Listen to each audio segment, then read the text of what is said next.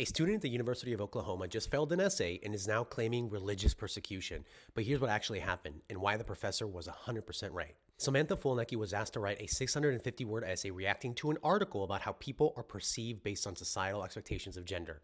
React to the article, use empirical evidence, build an academic argument. So what she actually submitted? She basically wrote "The Bible says so" for 650 words and called trans people demonic. Look at this. Society pushing the lie that there are multiple genders is demonic and severely harms American youth.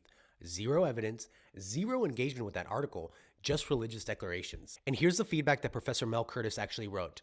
I am not deducting points because you have certain beliefs, but instead, I am deducting points for you posting a reaction paper that does not answer the questions for this assignment, contradicts itself, heavily uses personal ideology over empirical evidence in a scientific class, and is at times offensive. The professor is crystal clear.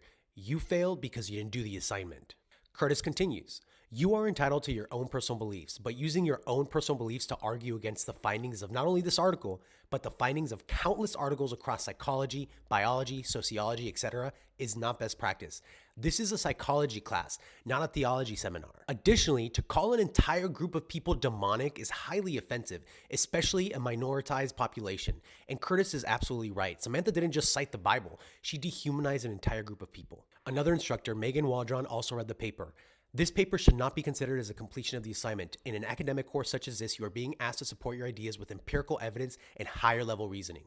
Two professors, same conclusion. This wasn't an essay, it was a sermon. Curtis even tells her, if you personally disagree with the findings, then by all means share your criticisms, but make sure to do so in a way that is appropriate and using the methodology of empirical psychology.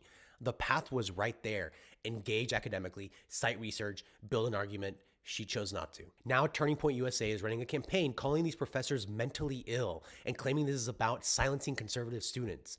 No, this is about a student who refused to do her homework, called people demonic, and then cried persecution when she got the grade she earned. You don't get to submit religious doctrine instead of academic work and then claim discrimination when you fail. That's not how college works. That's not how any of this works. You failed the assignment, Samantha. Own it.